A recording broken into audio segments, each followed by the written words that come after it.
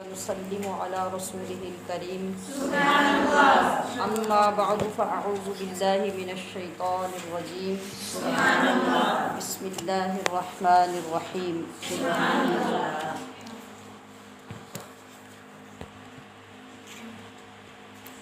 سبحان الذي أسرى بعبده ليلا من المسجد الحرام إلى المسجد الأقصى الذي باركنا حوله لنريه من آياتنا إنه هو السميع البصير صدق الله مولانا العظيم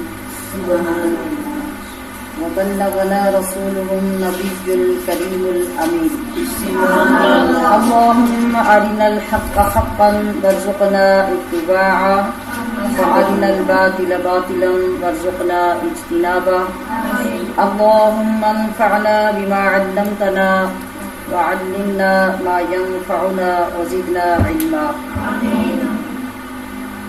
اللهم اجعلنا من المستغفرين واجعلنا من عبادك الصالحين القانتين واجعلنا من أوليائك المقربين برأفتك يا أرحم الراحمين الصلاة والسلام عليك يا سيدي يا رسول الله وعلى آلك وأصحابك يا حبيب الله الصلاة والسلام عليك يا سيدي يا رسول الله وعلى آلك وأصحابك يا حبيب الله ہم نغمہ قرآنی دنیا کو سنا دیں گے ہم نغمہ قرآنی دنیا کو سنا دیں گے ہر فرد کو ہم اس کا دیوانہ بنا دیں گے دیکھتے ہیں وہ زمانہ کب آتا ہے جب آپ سارے اس میں کامیاب ہوں گے انشاءاللہ۔ الحمدللہ آج کے پارے کے آغاز کے ساتھ ہی سورت کا آغاز بھی ہو رہا ہے اور ایسی سورت، ایسا موضوع، ایسی آیت جس کی مثال شاید کسی دوسری آیت میں ملتی ہو، اتنا خوبصورت واقعہ اور ایسا جامع معجزہ جسے جامع المعجزات کہا گیا، اس کا ذکر اس آیت کریمہ میں ہوا، یعنی نبی کریم صلی اللہ علیہ وسلم کے معجزہ معراج کا تذکرہ یہاں سے ہو رہا ہے۔ اس سورت کا نام عام طور پہ ہمارے مصاحف میں جو لکھا ہوتا ہے وہ سورت بنی اسرائیل لکھا ہوتا ہے۔ بنی اسرائیل کا نام تو آپ کو ماشاءاللہ یاد ہو چکا، پہلے پارے سے لے کے تقریباً روز ہی ہم ان کا ذکر پڑھتے ہیں۔ اس کے علاوہ اس سورت کا نام سورت اسرا بھی ہے اور سورہ سبحان بھی ہے، کیونکہ لفظ سبحان سے تو اس کا آغاز ہو رہا ہے، اور اسرا وہ خاص سیر ہے جس کے ذریعے نبی کریم صلی اللہ علیہ وسلم کو معراج کا سفر کروایا گیا۔ اسے بند کریں، اس کی آوازیں ساری ڈسٹرب کر رہی ہیں۔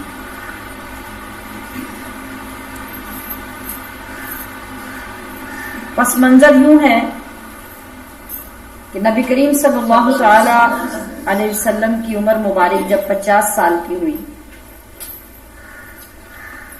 تو پے در پے آپ پہ سخت صدمات آئے، سخت غم آئے، اور وہ غم کیا تھے کہ آپ کے مہربان ترین چچا اور آپ کی غمگسار عظیم ترین زوجہ سیدہ خدیجۃ الکبریٰ، اور ادھر حضرت ابو طالب جو حضرت علی المرتضیٰ کے والد تھے، جن کے ہاں آپ کی پرورش ہوئی تھی، اور ہمیشہ سے جو کفار اور مشرکین کے سامنے نبی علیہ الصلوۃ والسلام کے لیے ڈھال بن کے کھڑے ہوتے تھے، اور آپ کے ہاں نبی علیہ السلام کی پرورش ہوئی، تو اوپر تلے ایک ہی سال میں یہ دونوں ہستیاں آپ سے جدا ہو گئی۔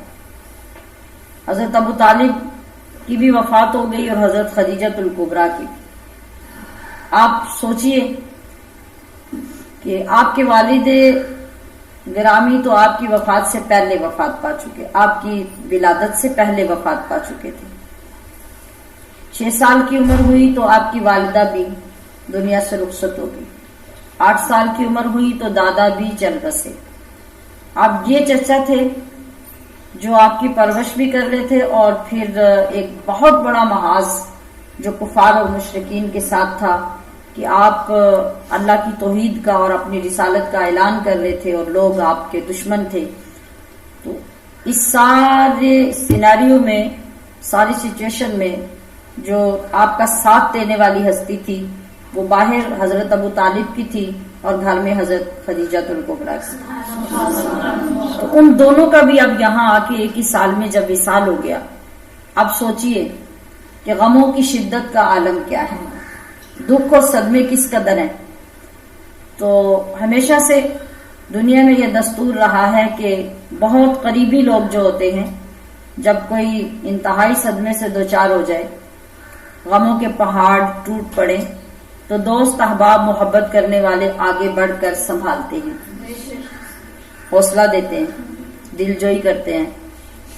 کوئی رائے پیش کرتا ہے کہ چلیں ہم آپ کو وہاں لے چلیں، وہاں سیر کے لیے لے جائیں، آپ کا دل بہلے گا، ذرا موسم، فضا، جگہ تبدیل ہوگی، اور احباب جو ہیں وہ کمپنی دینے کی کوشش کرتے ہیں کہ دل بہل جائے۔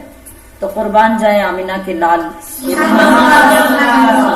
اور آقا دو عالم علیہ الصلوۃ والسلام کی شان پر کہ یہاں کوئی دوست، احباب، رشتہ دار، عزیز کون دل جوئی کے لیے آگے بڑھا جب اتنے صدمے آئے، اتنی تکالیف آئیں، اتنی آزمائشیں جھیلی اور اتنے دکھ برداشت کیے، تو رب کریم نے فرمایا کہ آؤ محبوب ذرا میں آپ کو کائنات کی سیر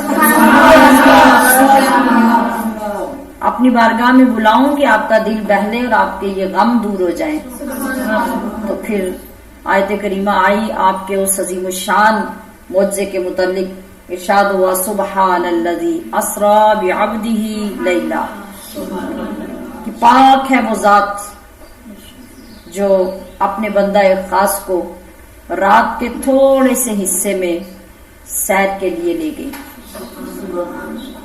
زمینی سیر کا ذکر تو یہاں کیا، من المسجد الحرام الی المسجد الاقصی، کہ خانہ کعبہ سے مسجد حرام سے سفر شروع کیا اور مسجد اقصی تک۔ یہاں اللہ پاک نے جو آسمان سے نورانی براق بھیجا، اس براق پر آپ کا سفر ہوا، اور اس کا ہر قدم جب پڑتا تھا اگلی جگہ پہ تو جہاں جا کے نگاہ کی حد ختم ہوتی تھی وہاں ایک قدم اس کا ختم ہوتا تھا، اور پلک جھپکنے میں وہ مسجد اقصی تک لے گیا۔ الذی بارکنا حولہ، پھر اس کی تعریف کی، اس کا تعارف کروایا کہ وہ مسجد اقصی کون سی ہے جس کے ارد گرد ہم نے ڈھیروں برکتیں رکھی ہیں۔ تو یہاں سے وہاں تک کے سفر کا تعین کیوں کیا؟ لِنُرِيَهُ مِنْ آیاتنا، کہ وہاں ہم اپنے محبوب کو اپنی کچھ نشانیاں دکھانا چاہتے تھے، ہم اس لیے وہاں لے گئے۔ تو یہ مختصر اس سفر کا آغاز ہے جو اس صورت کے اندر بیان ہوا۔ باقی جو زمین سے پھر آسمانوں اور آسمانوں سے اوپر پھر جنت و دوزخ اور سدرۃ المنتہا اور عرش معلیٰ تک کے جو سفر ہیں وہ آگے مختلف مقامات پہ ذکر ہوتے ہیں۔ چونکہ ہمارا یہاں ابھی آج کا موضوع جو ہے یہ 15 پارہ ہے جس کا ہم نے خلاصہ پڑھنا ہے، تو اس میں اس خاص معجزے کا ذکر ہوا۔ اب معجزے کی ڈیٹیل اور اس کے اندر جو اسرار و رموز اور حکمتیں ہیں وہ تو آپ اس موضوع کو سن کر دوبارہ سے تازہ کر سکتے ہیں، وہ بھی معراج شریف کے موضوعات مختلف اینگل سے نیٹ پہ موجود ہیں، جب آپ کو موقع ملے انہیں ضرور سنیں۔ خلاصے میں تو ڈیفینیٹلی ہم یہ بیان نہیں کر سکتے۔ بس آج کی ہماری یہ سعادت کے ان گھڑیوں میں جہاں ویسے ہی رحمتیں برس رہی ہیں، اللہ پاک نے ہمیں اس عظیم الشان معجزے کا ذکر کرنے کی سعادت عطا فرمائی ہے۔ اس میں لفظ جو ایک استعمال ہوا یہاں تھوڑا سا میں اس پہ عرض کر دیتی ہوں کہ اللہ پاک نے ارشاد فرمایا کہ پہلے تو سبحان اب چونکہ ساری فضائی آپ کے مخالف تھی، مخالفین سے سارے علاقے بھرے پڑے تھے، ہر گلی میں ہر گھر میں آپ کے مخالفین تھے، تو کوئی بھی یہ چیز تو ماننے کے لیے تیار نہ ہوتا، اور مانی بھی نہیں کسی نے. سب نے سب سے اٹھ کے پہلے ابو جہل اور اس کے ساتھیوں نے اعتراض کرنے شروع کیے کہ اب یہ ایک نئی منطق اور ایک یہ نئی کہانی آ گئی کہ معاذ اللہ نبی علیہ الصلوۃ والسلام یہ سب جھوٹ اور کہانی گھڑ کے سنا رہے ہیں کہ یہ بھی ممکن ہے کہ کوئی رات کے تھوڑے سے حصے میں مسجد اقصی تک بھی جائے اور آسمانوں تک بھی جائے اور واپس بھی آ جائے تو صبح ہونے تک وہ اپنی جگہ پہ بھی موجود ہو، تو یہ کیسے ممکن ہے؟ تو اس لیے ان ساری چیزوں کو اللہ پاک تو پہلے سے ہی جانتا تھا، اس نے مضمون ہی وہ نازل کیا کہ قیامت آ جائے گی، لوگ اس کی تشریحات بیان کرتے رہیں گے، وہ ختم نہیں ہوں گی، اور وہ اتنا مضبوط مضمون ہوگا کہ تھوڑی سی بھی عقل جس کے اندر ہوگی اس کے لیے شک کی کوئی گنجائش باقی نہیں رہے گی. ایک چیز ہوتی ہے کہ جب بندہ جاتا ہے تو اپنے مطابق وہ بیان کرتا ہے، جو اس کے سورسز ہوتے ہیں، جو اس کے اندر طاقت ہوتی ہے، اس کے جو ذرائع اور اسباب ہوتے ہیں، اس کے مطابق غریب امیر درمیانے درجے کا جیسا بندہ جیسی بات کرے گا ہم اس کے مطابق بات کو تسلیم کرتے ہیں. ایک غریب سا بندہ جو ہے جس کے پاس 2 وقت کھانا کھانے کے لیے بھی نہیں ہے، تو وہ یہ کہے کہ صبح اٹھ کے کہ بھی میں نے رات ہی رات میں یہاں سے لے کے پشاور تک سفر کیا، سیریں کی، اتنا کچھ خریدا، اتنا کچھ دیکھا، اور میں صبح ہونے سے پہلے واپس آ گیا، کوئی بندہ مانے گا؟ ایک بندہ کہے کہ میں رات ہی رات میں نکلا اور امریکہ تک گیا اور میں سفر کر کے واپس آ گیا، کسی کو پتا بھی نہیں چلا، کوئی بندہ مانے گا؟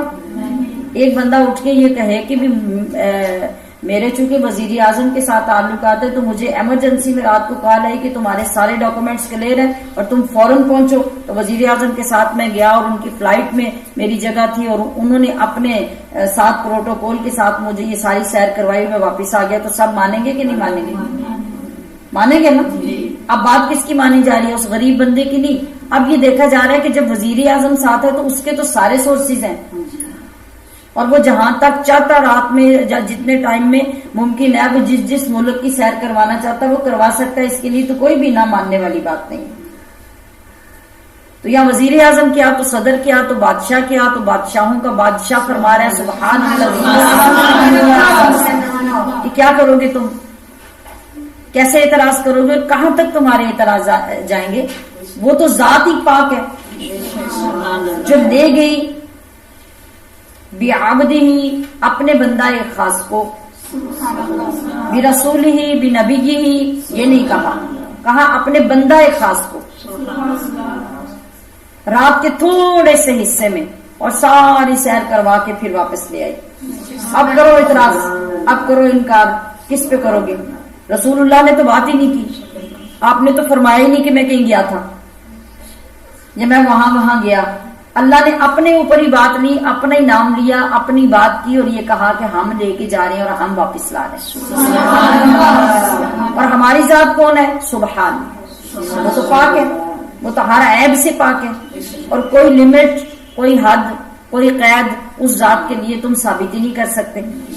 پھر آج بھی ہمارے اس دور تک بھی ایسے گمراہ لوگ موجود ہیں جو آج بھی امت محمدیہ کو گمراہ کرنے میں پورا زور لگا رہے ہیں، اور یہ بات ماننے کے لیے تیار نہیں ہے کہ حضور صلی اللہ علیہ وسلم کو جو معجزہ عطا ہوا اور یہ معراج کی سیر اللہ نے عطا فرمائی تو یہ جسم کے ساتھ تھی یا خواب میں تھی. وہ سارا زور آج بھی اس پہ لگا رہے ہیں کہ وہ جو معجزہ تھا اور معراج تھی وہ خواب میں تھا، وہ جسمانی نہیں تھا. تو خواب تو مجھے بھی آ سکتا ہے، آپ کو بھی آ سکتا ہے. خواب کا بھی بھلا کوئی انکار کرتا ہے؟ خواب کے اوپر کوئی جھگڑا کر سکتا ہے؟ نہیں. خواب پہ تو کسی کا کوئی اپنا دخل ہی نہیں ہوتا، کوئی اختیار ہی نہیں ہوتا. خواب دیکھنے والا خواب دیکھتا ہے اور کیا کیا دیکھتا ہے. بعض اوقات وہ ایسا خواب دیکھ لیتا ہے کہ کئی مہینوں تک اس کا اثر اور اس کی حیرانگی خواب دیکھنے والے سے ہی ختم نہیں ہوتی کہ میں نے کیا دیکھا، کیسے دیکھا، کہاں گیا، اور عجیب و غریب چیزیں تھی. تو نبی علیہ الصلوۃ والسلام خواب دیکھ لیتے تو کیا عجیب بات تھی. اور پھر اس پہ کوئی جھگڑا ہونے والی بات ہی نہیں تھی، کوئی اعتراض کرنے والی بات نہیں تھی، اور سارے عرب کو وہ مصیبت پڑ گئی کہ یہ حضور صلی اللہ علیہ وسلم اب یہ کیا کہہ رہے ہیں، اور پھر پورے پروپیگنڈے شروع ہو گئے آپ کو مزید جھٹلانے کے لیے. تو یہ اسی صورت میں تھے کہ اللہ نے فرمایا تھا بعبدہ، میں اپنے بندہ خاص کو لے گیا.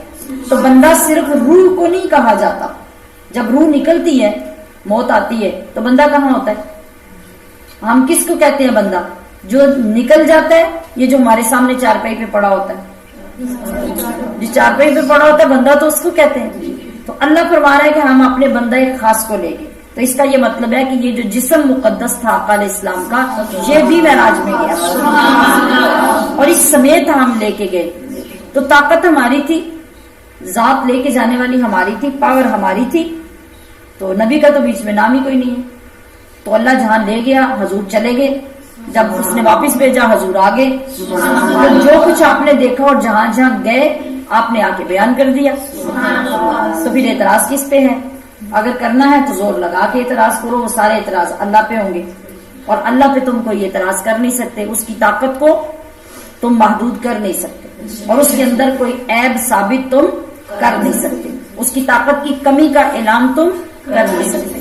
تو بس یہاں ہم اتنی بات سمجھیں گے کہ جو آپ کو معراج عطا کی گئی اور سفر معراج نصیب ہوا، وہ جسم اور روح دونوں کے ساتھ، یعنی کامل بندہ اللہ تعالیٰ نے اپنی بارگاہ میں بلایا. نبی علیہ الصلوۃ والسلام اپنے پورے جسم کے ساتھ، روح کے ساتھ، مکمل بندگی کے ساتھ اس سارے سفر پہ گئے اور واپس تشریف لائے. اور یہ وہ معجزہ تھا جو آپ علیہ الصلوۃ والسلام کے تمام معجزوں سے بھی بڑا معجزہ کہ اس ایک معجزے کے اندر ہزاروں معجزے موجود ہیں. اور پھر جتنے پہلے انبیاء کرام گزرے ان سب کو بھی معراجیں ہوئیں، تو کسی کو ایسی معراج نصیب نہیں ہوئی جو معراج اللہ نے اپنے محبوب کو عطا فرمائی. اب اس صورت میں قصہ معراج تو ان چند آیات میں بیان ہوا شروع میں. آگے چل کے پھر بنی اسرائیل کے پھر سے معاملات، واقعات اس کے اندر بھی بیان ہوئے، اس لیے اس کا صورت کا نام بھی اسی نام پہ رکھا گیا. پھر اس میں جو مرکزی مضمون ہے اس صورت میں وہ ہے اس بات رسالت محمدیہ، نبی دین صلی اللہ علیہ وسلم کی رسالت کو ثابت کرنے کے لیے اس میں جا بجا آیات اور مضمون وارد ہوئے ہیں. جبکہ اس کے علاوہ بھی کئی مضامین باقی صورتوں کی طرح اس کے اندر بھی بیان کیے گئے ہیں.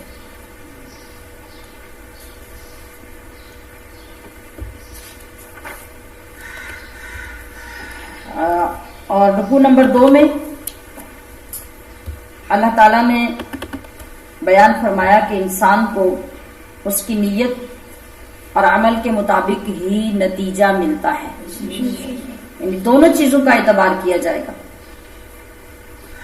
عمل بھی اور اس کے ساتھ بندے کی نیت بھی.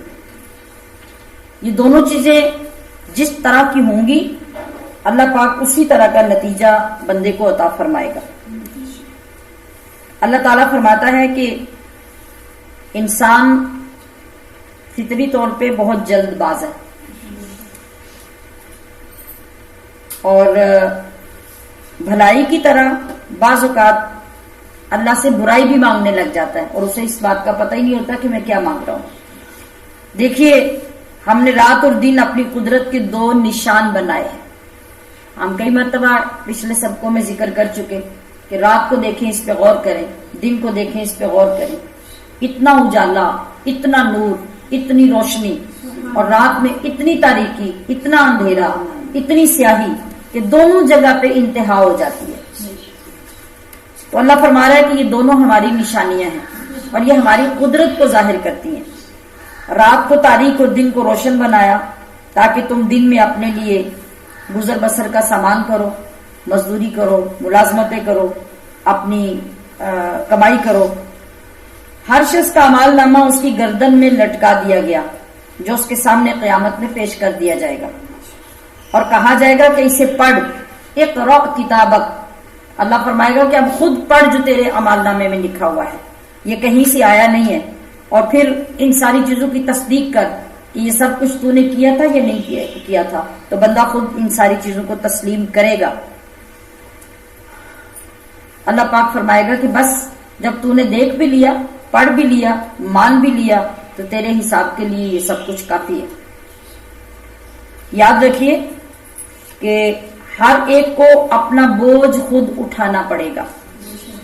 یہ جو جملہ کہا جاتا ہے یہ اس دن کے لیے کہا جاتا ہے کہ وہاں پر کوئی شخص کسی دوسرے کا بوجھ اٹھانے کے لیے تیار نہیں ہوگا۔ بار بار ہم اس چیز کو بیان کرتے ہیں کہ ایک نیکی کے لیے انسان پورے میدان معاشر میں پھرے گا، منتیں کرے گا، ترلے کرے گا، ہر رشتہ دار کو پہچان کے اس کے پاس جائے گا، مگر کوئی ایک نیکی بھی دینے کے لیے تیار نہیں ہوگا۔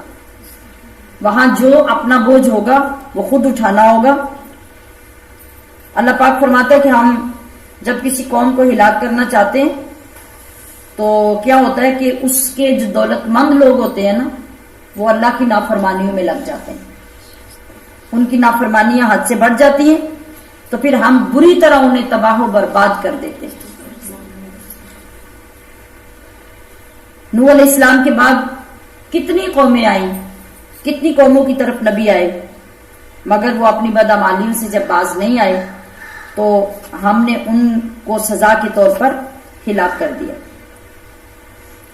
اللہ پاک فرماتا ہے کہ جو شخص ہم سے دنیا طلب کرتا ہے اور صرف دنیا چاہتا ہے تو اس کے مانگنے کے مطابق اور اس کی مرضی کے مطابق ہم اس کو دنیا دے دیتے ہیں، مگر آخرت کے انعامات سے محروم کر دیتے ہیں۔ جو دنیا مانگتا ہے ہم دنیا دے دیتے ہیں، لیکن پھر ایک ہی چیز ملے گی نا، یا دنیا ملے گی یا آخرت ملے گی۔ تو جب دنیا لے لی تو آخرت کے انعامات سے محروم ہو جائیں گے، اور جو لوگ آخرت کے طلبگار رہتے ہیں تو اللہ آخرت کی برکت سے ان کو دنیا بھی دے دیتا ہے، آخرت بھی۔ رکوع نمبر 3 میں انسان کو اخلاق عظیمہ کا درس دیا گیا، اور وہ کیا ہے کہ بہترین اخلاق یہ ہے کہ تم اللہ کے ساتھ کسی کو معبود نہ بناؤ، شریک نہ ٹھہراؤ، اسی کی عبادت کرو، اور اس کے بعد فوراً تمہارے لیے جو بندگی کا درجہ ہے وہ کیا ہے کہ والدین کے ساتھ نیک سلوک کرو۔ ماں باپ بوڑھے ہو جائیں تو ان کے سامنے اف تک نہ کہو۔ یہ اف کا جو کلمہ ہے یہ کیا ہے؟ یہ معمولی سا ہلکا سا چھوٹا سا کلمہ ہے۔ اس کے کہنے کا یہ مطلب ہے کہ معمولی سی ناگواری اور معمولی سی بھی سخت بات جس سے تمہارے ماں باپ کو تکلیف پہنچے وہ بھی تمہیں ماں باپ کے سامنے کہنے کی اجازت نہیں ہے۔ ان کا اتنا خیال رکھو، ان کے سامنے شفقت اور عاجزی سے جھکے رہو۔ اگر بلا ارادہ ان کی خدمت میں تم سے کوتاہی ہو جائے، بلا ارادہ، تمہارا ارادہ بدتمیزی کا نہیں ہے، نافرمانی کا نہیں ہے، گستاخی کا نہیں ہے، تو ایسے میں نادانستہ طور پہ اگر کوئی کوتاہی ہو جائے تو پھر اللہ تمہیں معاف کرنے والا ہے۔ یہ بات بھی ہم نے بہت مرتبہ سنی اور بہت سی جگہوں پہ بیان کی کہ اللہ تعالیٰ نے اپنی بندگی کے فوراً بعد مخلوق میں سب سے اونچا درجہ اور سب سے پہلا حق جو بندے کو عطا کیا وہ اس کے ماں باپ، اور پھر اتنی تاکید فرمائی کہ جب تمہارے ماں باپ تمہاری زندگی میں بوڑھے ہو جائیں تو ان دونوں میں سے دونوں یا پھر دونوں میں سے ایک، تو تمہیں اتنی بھی اجازت نہیں ہے کہ تم ان کے سامنے اف تک بھی کہو، معمولی سی ناگواری کا بھی اظہار کرو، یہ بھی تمہاری نیکیاں برباد کر دے۔ نبی کریم صلی اللہ علیہ وسلم کی بارگاہ میں ایک صحابی آئے اور انہوں نے آگے کہا کہ میرے ماں باپ میرے ساتھ زیادتی کرتے ہیں تو آپ اور یا میرے باپ کو میرے مال کی ضرورت ہوتی ہے تو میں ایسے میں کیا کروں، میں کیا ان کو دے دوں، یعنی اس طرح کا جب سوال کیا تو آقا علیہ الصلوۃ والسلام کا چہرہ مبارک سرخ ہو گیا۔ آپ نے فرمایا کہ تم یہ کہتا ہے کہ تم میرا مال ہے اور تیرا مال تیرا باپ خرچ کرتا ہے، تیرا مال بھی اور تو بھی سب تیرے باپ کا ہے، تیرا باپ تیرا بھی مالک ہے اور تیرے مال کا بھی مالک ہے، تجھے تو اللہ نے مالک نہیں بنایا۔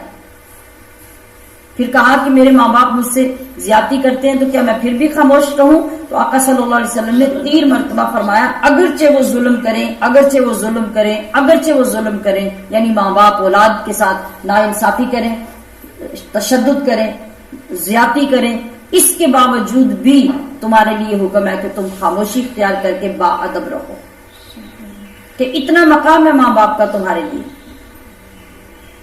اب ہمارے یہاں کیا ہو رہا ہے؟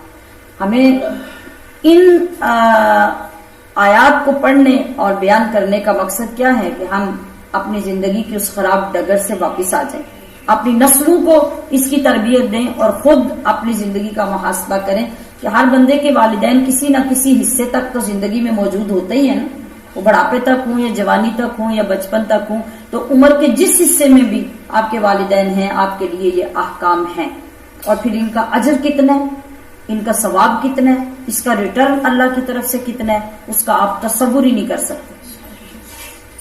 کتنے کتنے بڑے اولیاء گزرے ہیں جنہوں نے جنگلوں میں جا کے چلے کاٹے، ریاضتیں کی، عبادتیں کی، دن دن رات رات اللہ کے قرآن کی تلاوتیں اور مصلی پہ عبادتیں کرتے گزر گئے، تو وہ مقام نہیں ملا۔ البتہ اس کے برعکس اگر چند سال اپنے ماں باپ کی خدمت کے لیے مل گئے ہیں اور دل لگا کے اللہ کا حکم سمجھ کے دیانتداری سے خدمت کی ہے، تو اس کے بعد اللہ نے جو ولایت کے مرتبے عطا کیے ہیں وہ جنگلوں میں جا کے چلے کاٹنے سے بھی نہیں ملے۔ نبی کریم صلی اللہ علیہ وسلم جب معراج کی رات میں تشریف لے گئے، آپ نے جنت کی سیر کی تو مختلف چیزیں بیان ہوتی ہیں نا، مختلف واقعات کے جنت میں آپ نے یہ دیکھا، یہ دیکھا، یہ دیکھا۔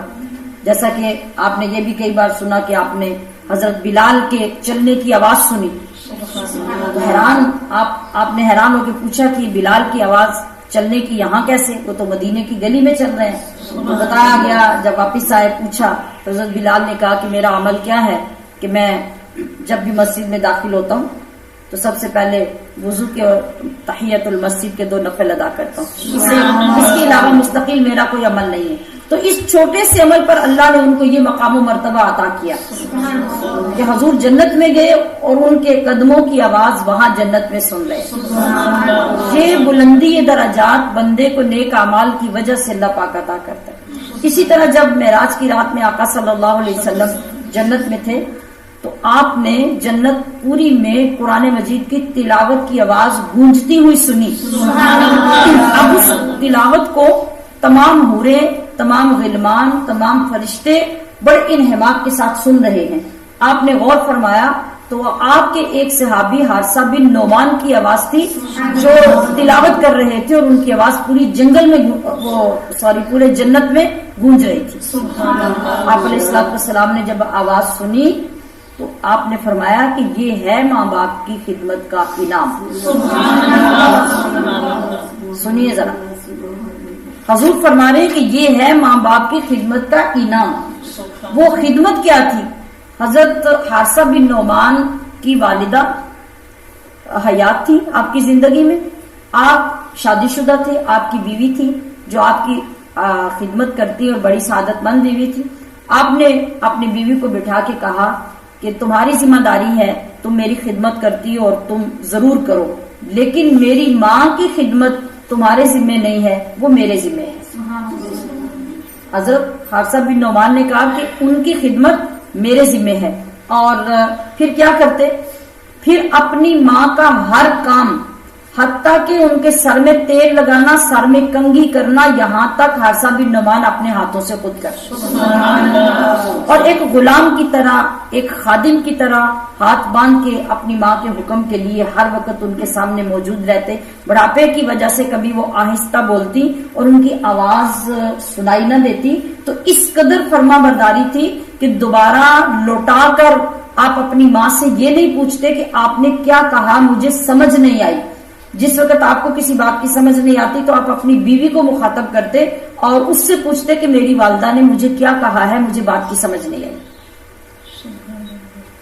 اس حد تک ماں کی خدمت تھی تو حضور معراج کی رات میں جنت میں جا کے آپ کی تلاوت کی آواز وہاں سنی، اور پھر کائنات کے بانی بول کر فرما رہے ہیں کہ یہ ہے ماں باپ کی خدمت کا اجر۔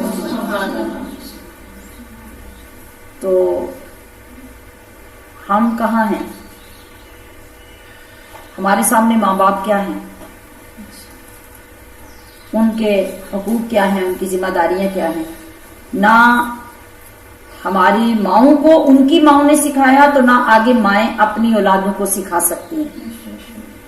تو سامعات محترم، اصل جو منبع ہے نا سیکھنے کا، وہ یہی لا ریب کتاب ہے. جب ہم اس سے جڑیں گے اور اس کو محبت سے سنیں گے تو پھر ہی ہمیں پتہ چلے گا نا ہماری زندگی کے مقامات کیا ہیں اور ہمارے جو رشتہ دار ہیں ان کے مقامات کیا ہیں. تو پھر یہی راستہ ہوگا جو سیدھا جنت تک لے جائے گا. اسی راستے پہ چل کر جب دنیا میں رہ کے آوازیں جنت کی مخلوقات سن رہی ہیں تو یہ کیا مرتبے ہیں، یہ کس سے مل رہے ہیں؟ ماں باپ کی خدمت سے مل رہے ہیں. تو اللہ پاک نے اس پاک کلام میں ہمیں ان اخلاق کو اپنانے کا حکم دیا اور آگے پھر رشتہ داروں، مسکینوں، مسافروں کے حقوق تک ادا کرنے کا حکم دیا اور فرمایا کہ فضول خرچی نہ کرو. کیوں کہ فضول خرچی کرنے والے شیطان کے بھائی ہیں. اور ایسے بخیل بھی نہ بنو کہ اپنے ہاتھ گردن کے ساتھ باندھ کے رکھ لو. باندھنے کا مطلب کہ اپنے ہاتھ سے کوئی چیز اللہ کی راہ میں بالکل نہ دو اور خزانے کے اوپر سانپ بن کے بیٹھ جاؤ. نہ اس کا حکم ہے اور نہ فضول خرچی کر کے مال دولت اڑانے کا حکم ہے. یہ بھی غلط ہے، یہ بھی غلط ہے. چونکہ یہ امت وسط ہے اور اللہ پاک نے اسے فضیلت والی افضل امت بنایا ہے تو اس کا معیار کیا ہے؟ میانہ روی اور اعتدال. تو اللہ پاک نے ہمیں اس کا درس اپنی پاک کتاب میں عطا کیا. رکوع نمبر 4 میں بے حیائی اور برائی سے بچنے اور اللہ کے ساتھ شرک نہ کرنے کا حکم دیا گیا. ایک برائی اور بے حیائی یہ بھی ہے کہ انسان اپنی اولاد کو غریبی کے ڈر سے قتل کر دے. اور یہ قتل کرنا صرف یہ نہیں ہے کہ اولاد پیدا ہو گئی تو آپ نے اس کا گلا گھونٹ دیا. وہ خواتین جو ان اپنے جو فرضی معاملے ہیں ان کو حل کرنے کے لیے اور فرضی جو مسائل ہیں ان کو حل کرنے کے لیے کبھی حمل ضائع کروا دینا اور کبھی کچھ کر لینا، یہ ساری چیزیں ان نظریات کے ساتھ جو ہیں یہ اولاد کو قتل کرنا ہے اور اللہ اور اس کے رسول نے ہمیں اس سے منع فرمایا. پھر اسی طرح بے حیائی کیا ہے کہ زنا کے قریب بھی نہ جاؤ. زنا کرنا تو بڑی دور کی بات ہے، جو کام زنا کی طرف لے جاتے ہیں، جو برے تعلقات، جو بری سوچیں، جو برے خیالات اور برے ریلیشن، ان چیزوں کی طرف بھی نہ جاؤ تاکہ تمہارا اینڈ جو ہے وہ زنا تک نہ پہنچے. یہ بہت بڑی بے حیائی کی بات ہے. پھر فرمایا کہ کسی بے گناہ کو قتل نہ کرو. مقتول کے وارث کو قصاص تک مطالبہ کرنے کا حق ہے مگر وہ حق سے زیادہ بدلہ لینے کی فکر نہ کرے، جیسا کہ ہمارے ہاں ہوتا ہے. یعنی کبھی تو کچھ لوگ ہوتے ہیں جو معاف کر دینے والے ہوتے ہیں اور کچھ لوگ جو ہیں وہ جتنا شرعی قصاص یا بدلہ ہے اس کی بجائے اپنے تقاضے بڑھا دیتے ہیں. یعنی 2 گنا زیادہ، 4 گنا زیادہ تقاضے کرنا اور زبردستی دھونس کے ساتھ وصول کرنا، یہ بھی ظلم ہے. اور جس نے قتل کیا اس نے بھی ظلم کیا.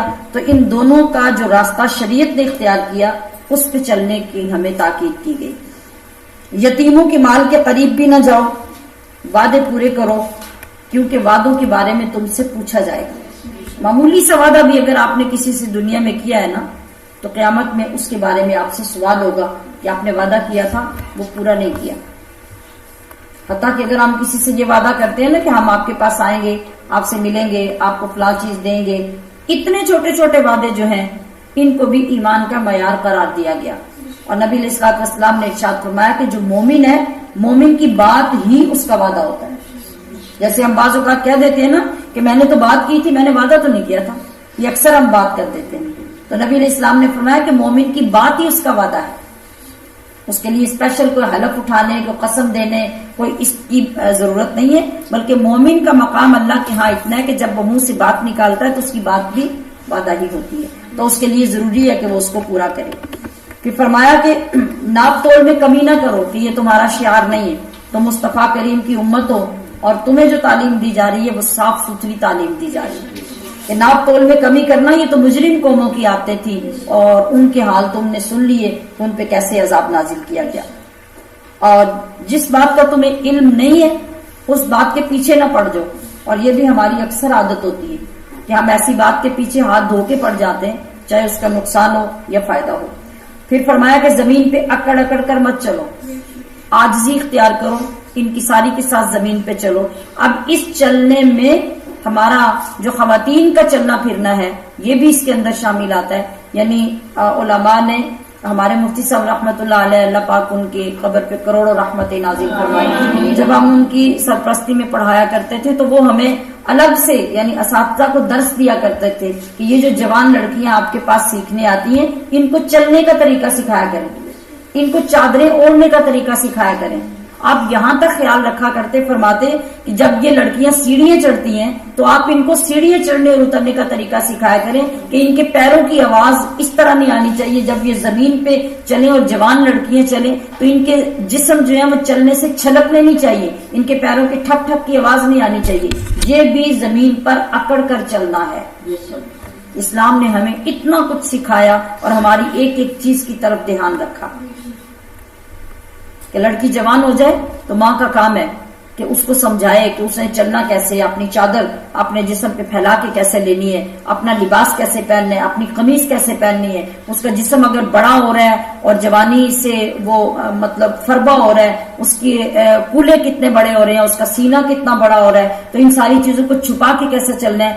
دین اور اسلام اتنا حیادار ہے اور اتنی حیا سکھاتا ہے. عورت چلے تو اس کے جسم کے اوپر اگر زیورات ہیں تو وہ بجنے نہیں چاہیے، ان کی آواز نہیں آنی چاہیے، پیر زور زور سے پٹک پٹک کے نہ چلے، کیونکہ یہ فطری بات ہوتی ہے. آپ مائیں بھی بیٹھی ہیں، آپ بچیاں خود بھی بیٹھی ہیں، اپنی نیچر کو، فطرت کو خود جان سکتے ہیں، غور کر سکتے ہیں کہ جو ہی اولاد جب بڑی ہوتی ہے، لڑکا جب جوان ہونے لگتا ہے اس کے اندر ایک الگ طرح کا چینج آتا ہے، لڑکی جب جوان ہونے لگتی ہے اس کے اندر الگ طرح کا چینج آتا ہے، اس کی چال میں فرق پڑ جاتا ہے. وہ جب زمین پہ چلتی ہے تو خواہ یعنی زور پیدا کر کے زمین پہ زور زور سے پیر پٹک کے چلنا، اپنے جسم کو لٹک لٹک کے چلنا، مٹک مٹک کے چلنا.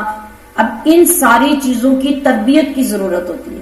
جب تربیت نہیں کی جائے گی تو پھر لڑکی کی عادات خراب ہوں گی اور وہ خود ماں بننے تک وہ چیزیں خرابی کی آخری حدود تک پہنچ چکی ہوں گی. تو آپ دیکھیے کہ رب ذوالجلال کتنی باریک باریک باتیں ہمیں سمجھاتا ہے اور سکھاتا ہے کہ ان ساری چیزوں کی طرف تمہارا دھیان ہونا ضروری ہے. تو فرمایا کہ اللہ کے ساتھ کسی کو شریک نہیں ٹھہراؤ، ورنہ کیا ہوگا؟ ورنہ جہنم تمہارا ٹھکانہ ہوگا. اور رکوع نمبر 5 میں ہمیں بتایا گیا کہ ہر چیز جو اللہ نے پیدا کی وہ سب اللہ کی تسبیح کرتی ہے.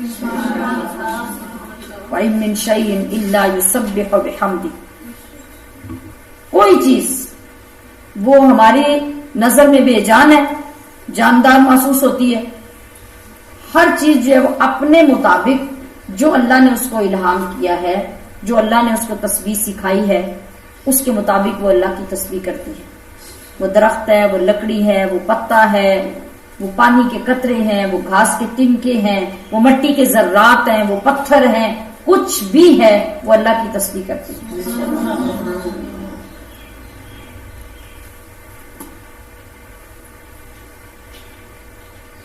جی.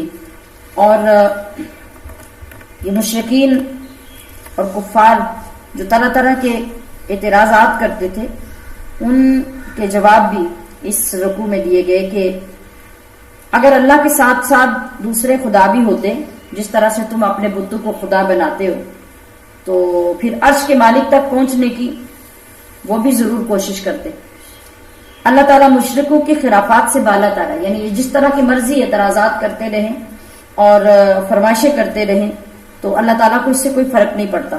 7 آسمانوں اور زمین اور جو کچھ بھی ان سب کے اندر ہے وہ سب تو اللہ کی پاکی بیان کرنے میں لگے ہوئے ہیں.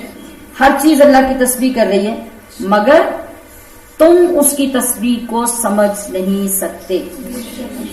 یہ واقعہ میں نے ایک بار پہلے سنایا تھا کہ اللہ پاک کے ایک ولی نے جب یہ پڑھی آیت تو سوچ میں پڑ گئے کہ یہ کیسے ممکن ہے کہ ہر چیز اللہ کی تسبیح کرتی ہے، ہر چیز تو ہم تو نہیں سنتے اور ہمیں تو نہیں محسوس ہوتا. تو پھر اللہ پاک نشانی دکھاتا ہے نا اپنے بندوں کو، جب ان کے ذہن کے اندر انتشار پیدا ہوتا ہے یا خلل پیدا ہوتا ہے تو اللہ پاک ان کو مطمئن کرنے کا سامان کرتا ہے. تو پھر ایک مرتبہ جب وہ اٹھے وضو کرنے کے لیے بیت الخلاء میں جانے لگے، لوٹا پکڑا تو اس کے اندر سے اللہ اللہ کی آواز آ رہی تھی. کہا اب میں کیا کروں، پانی میں ہاتھ ڈالا تو پانی میں اللہ اللہ کی آواز آ رہی تھی، لوٹا بھی چھوڑ دیا، پانی بھی چھوڑ دیا. بیت الخلاء میں جانا، سوچا کہ بے ادبی ہے، یہ چیزیں تو اللہ کی تسبیح کر رہی ہیں، تو میں ان کو بیت الخلاء میں جا کے یوز کیسے کروں. پھر انہیں چھوڑا، پھر مٹی کا ڈھیلا اٹھایا کہ مٹی سے جا کے استنجا کر لیں گے. مٹی کا ڈھیلا اٹھایا تو اسے اللہ اللہ کی آواز آ رہی تھی، اسے چھوڑ دیا. پھر پرانا کپڑا لیا کہ پرانا کپڑا یوز کر لیں، اس کو اٹھایا تو اس کے اندر سے اللہ اللہ کی آواز آ رہی. اب رب کی ساری چیزیں سر پکڑ کے بیٹھ گئی کہ اب میں کیا کروں. غیب سے آواز آئی کہ بندے تجھے ہماری حکمتوں کی سمجھ آئی کہ اگر ہر چیز اس طرح کھلے عام ہماری تسبیح بیان کرے تو تیرا ہر کام رک جائے تو کچھ بھی نہیں کر سکے.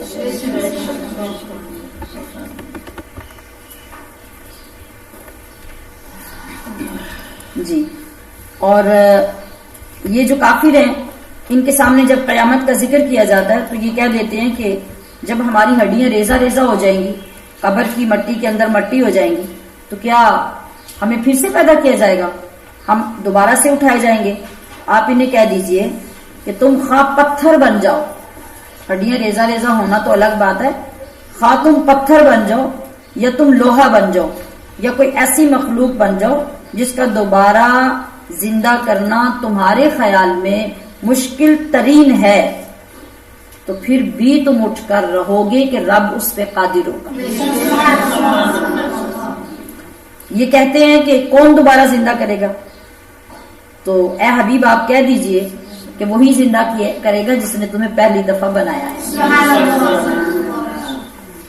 تو پھر یہ سوال کرتے ہیں کہ ایسا کب ہوگا، تو آپ کہہ دیجئے کہ عجیب نہیں ہے کہ وہ وقت قریبی ہو، یعنی وہ قیامت جلد آ جائے اور تمہیں جلد دوبارہ سے نئے سرے سے اٹھا دیا جائے، جس دن وہ تمہیں پکارے گا اور اس کی پکار کے جواب میں تم اس کی تعریف کرتے ہوئے قبروں سے باہر آ جاؤ.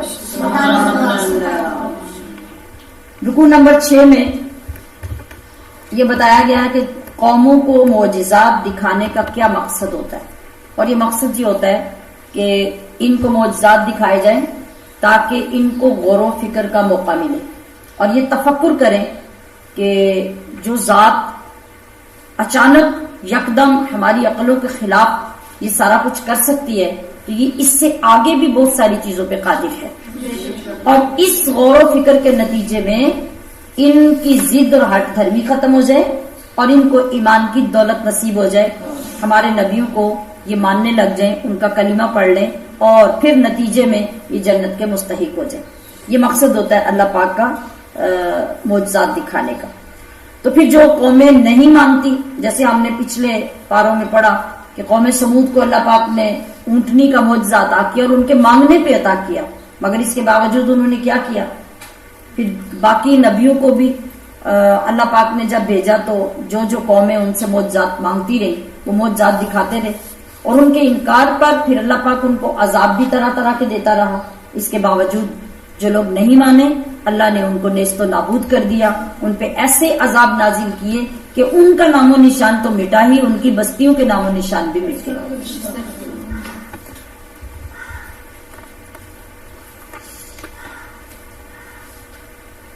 رکوع نمبر 7 اس میں فرمایا جا رہا ہے کہ شیطان کی ازلی دشمنی انسان کے ساتھ چلی آ رہی ہے اور انسان کی تکریم اور اس کی عزت کا ذکر بھی اس رکوع میں کیا گیا. جیسا کہ متعدد بار پیچھے ہم وقتاً فوقتاً پڑھ رہے ہیں کہ فرشتوں کو اللہ پاک نے آدم علیہ السلام کو سجدہ کرنے کا حکم دیا تو ابلیس کے سوا سارے فرشتوں نے سجدہ کیا، اور اس نے کیا کہا تھا، وہی پرانی بات کہ میں آگ سے بنا اور آدم مٹی سے، تو میں سجدہ کیوں کروں.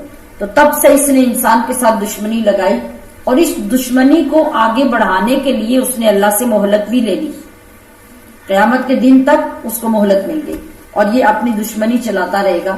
بس جو بندہ اس سے بچنے کے لیے اللہ کی مدد طلب کرے گا اور اللہ کے ساتھ خالص ہو جائے گا تو اللہ پاک اس کو بچا لے گا، اور جو اس کے فریب میں آ جائے گا، آپ دیکھیے نا اللہ پاک نے تو آپ کو پہلے بتا دیا. اب ہمیں کوئی راستہ چلنے سے پہلے آپ یہاں سے اردووال سے باہر نکلتے ہیں، آپ روڈ پہ جانے کے لیے یہ راستہ اختیار کرتے ہیں، یہ راستہ اختیار کرتے ہیں. اور پہلے سے اگر کوئی بندہ آپ کو بتا دیتا ہے کہ بھائی اس طرف تو کافی پرابلمز ہے، کوئی بھی مسئلہ ہو سکتا ہے، روڈ بن رہی ہے، روڈ خراب ہے، پانی کھڑا ہے، آگے خطرہ ہے، ڈاکو ہیں، چور ہیں، تو آپ سوچ سمجھ کے نکلیں. آپ کیا سوچیں گے کہ جو ہوگا دیکھی جائے گی، مجھے تو جانا ہے اور اسی راستے سے جانا ہے ضرورت ایسا کرنے کی؟ نہیں ہے نا. آپ فوراً سوچیں گے کہ کوئی بات نہیں، اگر ادھر یہ سارے مسائل ہیں تو یہ رستہ ہے نا، تو میں اس راستے سے نکلوں گی. تو آپ اپنی عقل استعمال کر کے غلط راستے سے بچ جائیں گے. تو کیا ہوگا؟ اللہ آپ کی حفاظت کرے گا. پہلے بچ کے چلنا، فیصلہ کرنا آپ کے لیے ضروری ہے. اب جب آپ نے صحیح راستہ اختیار کیا تو اللہ آپ کی حفاظت فرمائے گا. اب اللہ پاک ہمیشہ سے ہمیں بتا رہا ہے کہ تمہارا کھلا دشمن شیطان ہے، اور وہ بھی علن اعلان تمہارے راستے میں بیٹھا ہوا ہے. اس نے خود کہہ دی ہے، چیلنج کیا ہوا ہے کہ میں نہیں اٹھوں گا، میں بیٹھوں گا، میں نقصان کروں گا، میں بہکاؤں گا. تو اب ہم جب یہ سنتے ہیں تو اللہ فرماتا ہے کہ وَهَدَيْنَاهُ النَّجْدَيْنِ، ہم نے بندے کے لیے دو راستے رکھے اور دونوں راستوں کا اسے بتا دیا ہے. اب یہاں ہمیں اپنی عقل سے کام نہیں لینا چاہیے کہ جس راستے میں ہمارا کھلا دشمن بیٹھا ہوا ہے ہم اس سے ہٹ کر دوسرے راستے کی طرف جائیں، اور دوسرا راستہ وہ ہے جو سیدھا ہمیں جنت میں لے جاتا ہے. تو اس کے باوجود اگر ہم اس کو اگنور کریں گے اور ادھر ہی جائیں گے جدھر ہمارا دشمن بیٹھا ہوا ہے تو پھر تباہی تو ہم خود اپنی کر رہے ہیں نا. تو اللہ نے بتا دیا کہ تمہارا ازلی دشمن ہے شیطان، تو اس سے بچنے کے طریقے بھی بتا دیے. اب یہ تمہاری ثوابدید ہے کہ تم اس سے بچ جاؤ. اور فرمایا کہ شیطان کے چکر میں آ کے مشرک نہ ہونا.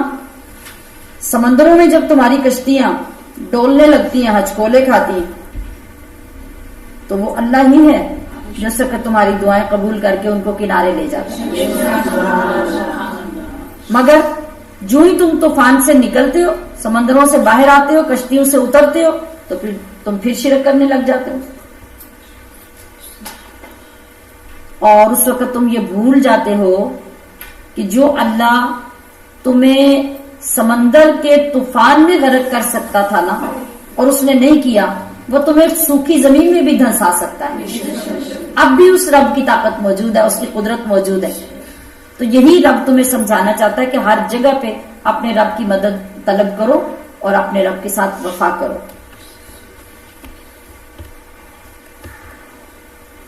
اس نے آدم کی اولاد کو عزت عطا کی ہے، اور وہی ہے جو خشکی میں اور سمندروں میں تمہیں سواریاں عطا کرتا ہے. یہی وجہ نا ہمیں حکم دیا گیا کہ جب بھی تم کسی سواری پہ بیٹھو تو کیا کہو؟ سبحان الذی سخر لنا ھذا وما كنا له مقرنین، کہ پاک ہے وہ ذات جس نے اس سواری کو ہمارے لیے مسخر کر دیا. وما كنا له مقرنین، یہ ہم سے تو جکڑی جانے والی نہیں تھی. آپ گھوڑے پہ بیٹھتے ہیں، گھوڑا کتنا سرکش جانور ہے، مگر جب ایک پرفیکٹ بندہ بیٹھتا ہے، اس کی لگام پکڑتا ہے، تو وہ آپ کے کہنے پہ چلتا ہے کہ نہیں چلتا؟ اونٹ، ہاتھی اور دیگر اس طرح کے جانور جن پہ آج تک دنیا سفر کرتی آئی اور ان پہ سواریاں بھی کرتی رہی، ان پہ بیٹھ کے جنگیں بھی لڑتی رہی، تو یہ سرکش سواریاں اس کے ہاتھ میں قابو رہی نا. تو اللہ نے کہا کہ تم اقرار کرو کہ وما كنا له مقرنین، یہ ہمارے بس میں آنے والی تو نہیں تھی، یہ رب بھی ہے جس نے ان کو ہمارے لیے مسخر کر دیا. تو اگر یہ چیزیں اتنی بے قابو تھیں تو آج ہم جن گاڑیوں پہ، جن موٹر سائیکلز پہ، جن کاروں پہ، جن بسوں پہ بیٹھتے ہیں، ذرا سوچیں جس وقت وہ ہاتھ سے نکلتی ہیں تو کیا ہوتا ہے؟ کچھ باقی بچتا ہے؟ اللہ نے ہمیں ان کے اوپر اختیار دیا، تسخیر دی، ہمارے ہاتھوں میں ان کو رام کر دیا، ہمیں عقل، سمجھ، شعور عطا کیا، طاقت عطا کی، جس کے ذریعے سے ہم اتنی تیز رفتار گاڑیوں کو لے جاتے ہیں، اور پھر زمین سے اٹھ کے فضاؤں پہ ہماری تسخیر اللہ پاک نے اور ہمارا قبضہ دے دیا کہ فضاؤں کے اندر ہم سواریوں کو چلانے لگے. تو یہ عزت ہے نا.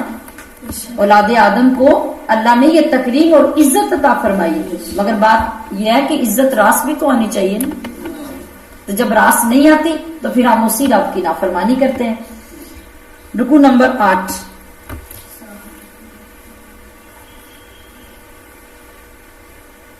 قیامت کے کچھ مناظر کا ذکر کیا گیا ہے. کیا ہوگا قیامت میں سین یہ ہوگا کہ کوئی بندہ سیانہ بن کے اپنے آپ کو بڑا عقل مند شو کر کے تو اکیلے چل پڑے گا تو گزارا نہیں ہوگا، کوئی ویلیو نہیں ہوگی، کوئی پوچھے گا نہیں۔ اللہ فرماتا ہے کہ قیامت کے دن ہم ہر انسانی گروہ کو اس کے پیشوا کے ساتھ بلائیں گے، اناؤنس کیا جائے گا کہ ہمارے فلاں ولی کو ماننے والے اپنے ولی کے ساتھ آ جائیں، فلاں عالم کے پیچھے چلنے والے اپنے عالم کے پیچھے آ جائیں۔ یوم ندعو کل اناس بامامہم، ہر ایک اپنے پیشوا کے ساتھ آئے گا تو وہ پیشوا اس کی پہچان ہوگا اور اس کی وجہ سے اس پوری جماعت کو اللہ کریم قبول بھی کرے گا اور ان کی بخشش بھی کرے گا۔ یہ سین ہوگا قیامت کے دن۔ تو جن خوش نصیبوں کو اعمال نامے ان کے دائیں ہاتھ میں ملیں گے وہ کامیاب ہوں گے۔ وہاں پہ ایک پہچان ہوگی، کچھ جماعتیں ہوں گی جن کو اعمال نامے دیے جائیں گے تو آٹومیٹیکلی ان کے دائیں ہاتھ آگے بڑھیں گے، وہ اعمال نامے پکڑیں گے، اور کچھ جماعتیں وہ ہوں گی جن کے بائیں ہاتھ میں اعمال نامے ہوں گے۔ یہ کون ہوں گی؟ جو نیک لوگوں کی جماعتیں ہوں گی جن کو بخشا جانا ہوگا، جنت ملنی ہوگی، ان کو سیدھے ہاتھ میں اعمال نامے ملیں گے۔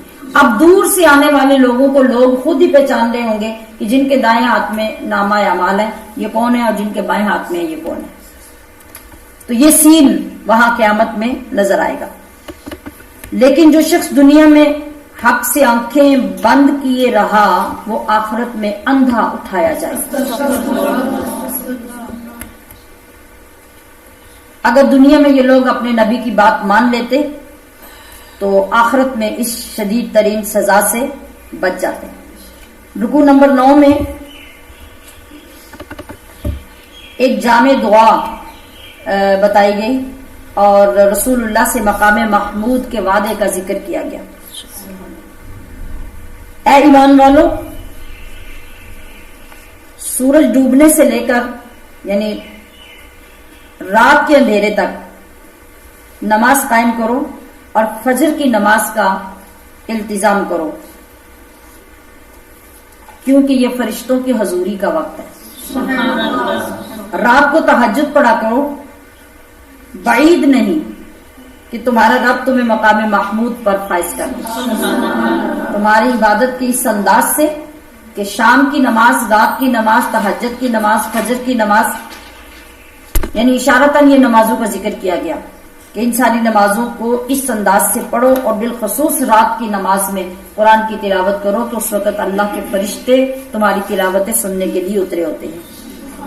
اور دعا کون سی سکھائی کہ اس وقت میں جب تم دعا کرو تو یہ کہو وَقُلْ رَبِّ أَدْخِلْنِي مُدْخَلَ صِدْقٍ وَأَخْرِجْنِي مُخْرَجَ صِدْقٍ وَاجْعَلْ لِي مِن لَّدُنكَ سُلْطَانًا نَصِيرًا۔ اور سنو اے حبیب، آپ ان لوگوں کو بتا دیجئے کہ جاء الحق وزهق الباطل ان الباطل کان زہوقا، کہ اب باطل کا وقت گزر گیا، اب حق نازل ہو چکا ہے اور باطل کو آخر کار مٹنا ہی ہوتا ہے۔ اور سنو کہ قرآن حکیم شفا ہے اور رحمت ہے۔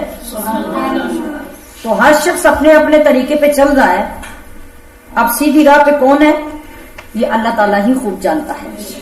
رکوع نمبر 10 میں فرمایا گیا کہ روح کیا ہے، اس کے بارے میں بتایا کہ روح کیا چیز ہے، اور کافروں کے بیجا مطالبات کا ذکر کیا گیا۔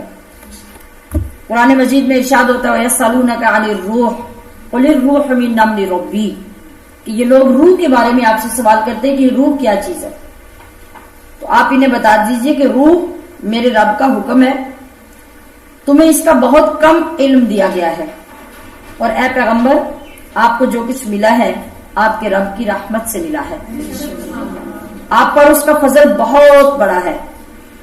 آپ ان میں اعلان کر دیجئے کہ تمام منکرین حق مل کر بھی قرآن جیسی کتاب نہیں لا سکتے، کیونکہ یہ اللہ کا کلام ہے۔ اس سے بڑا اور کون سا معجزہ ہے کہ پوری دنیا اکٹھی ہو جائے اور قرآن کے خلاف اس کے مقابلے میں کتاب لانے کے لیے زور لگا دے تو نہیں لگا کے کامیاب ہو سکے گی اور نہیں لا سکے گی۔ پھر کہا کہ 10 صورتیں لے آؤ، پھر کہا کہ 1 صورت لے آؤ، پھر کہا کہ 1 آیت ہی لے آؤ، تو کوئی بھی چیلنج قبول نہیں کر سکا. تو فرمایا کہ اب ان سے پوچھو کہ اس سے بڑا کوئی معجزہ ہے ساری دنیا مل کے جس کی ایک آیت نہ بنا سکے. اب بھی نہیں مانو گے کہ یہ کتنا بڑا معجزہ ہے.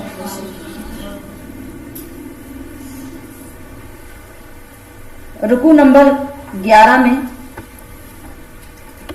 وہی جو ان کے اعتراضات پچھلے رکوع میں چلے تھے ابھی چل رہے ہیں. کیونکہ یہ لوگ رسول پر ایمان لانے کے لیے تیار نہیں ہوتے تھے تو اے حبیب آپ ان سے کہہ دیجئے. یہ کہتے تھے نا کہ اللہ نے کسی فرشتے کو کیوں نہیں نبی بنا کے بھیجا, یا کسی رئیس ترین کسی شہزادے کو نبی کیوں نہیں بنا کے بھیجا. تو کوئی فرشتہ ہوتا, اس کا پروٹوکول ہوتا, فرشتوں کا لشکر ساتھ ہوتا, ہم کہتے بھی یہ اللہ کی طرف سے نبی آیا ہے. تو اللہ نے فرمایا کہ آپ ذرا ان سے یہ کہیں کہ زمین میں کون بستا ہے, فرشتے یا انسان. جو لوگ زمین میں بستے ہیں تو ان کی ہدایت کے لیے انہی کا ہم جنس کوئی آئے گا تو ہدایت دے گا نا. آج ہمیں کبھی کوئی خواب میں بھی ایسی چیز نظر آ جائے نا جس کے ہم مانوس نہ ہوں تو ہم خواب میں بھی چیخے مار رہے ہوتے ہیں, اور کبھی کوئی چیز ویسے نظر آ جائے تو پھر بھی ہم اس کے قریب نہیں جاتے. کوئی جانور ہو, کوئی اور چیز ہو جس کی شکل پہلے سے نہ دیکھی ہو. تو فرشتوں کی شکلوں سے کوئی بندے مانوس تھے.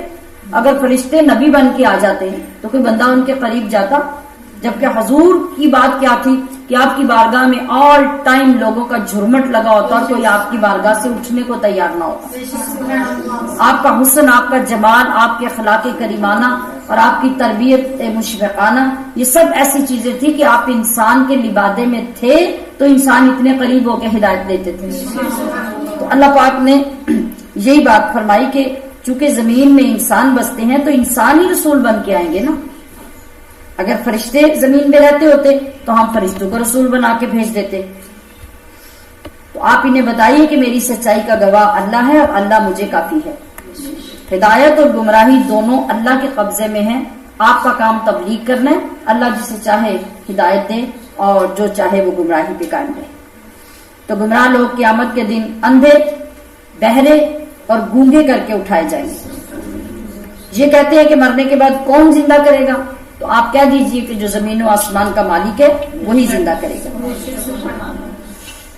رکوع نمبر 12 میں اسماء حسنہ یعنی اللہ کے بہترین ناموں کا ذکر کیا گیا اور حضرت موسیٰ اور فرعون کا ذکر کیا گیا. اور یہ ذکر چونکہ پیچھے ہم پوری ڈیٹیل میں پڑھ چکے ہیں, اب دوبارہ اس کو پھر اگر ہم دہرائیں گے تو ابھی وقت ہی دوبارہ لگائیں گے. باقی مضمون اس کا بھی وہی ہے. اس کے بعد آگے ہماری سورت شروع ہو رہی ہے, سورت الکہف. سورت کہف کے بارے میں ہم بہت مرتبہ اس کی فضیلتیں, اس کی شان, اس کے فوائد بیان کرتے اور سنتے ہیں. کہف عربی میں غار کو کہتے ہیں. ٹھیک ہے. اس سورت کا نام سورت الکہف کیوں رکھا گیا؟ یہ بھی مکی سورت ہے. اس میں 12 رکوع اور 110 آیات ہیں. اس کو سورت کہف اس لیے کہتے ہیں کہ اس سورت مبارکہ میں اللہ کے ولیوں کی ایک جماعت کا خاص واقعہ بیان کیا گیا ہے. ولیوں کی یہ جماعت ایک غار میں چلی گئی تھی اور اس غار میں جا کے انہوں نے پناہ لی, اور پھر ان کا ایک بڑا خوبصورت واقعہ آگے اس میں بیان کیا گیا. تو اس مناسبت سے اس سورت کا نام سورت الکہف رکھا گیا.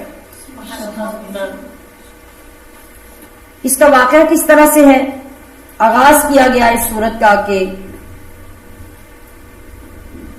ہر طرح کی تعریف اور ستائش اس اللہ کے لیے جس نے اپنے بندے پہ یہ کتاب اتاری,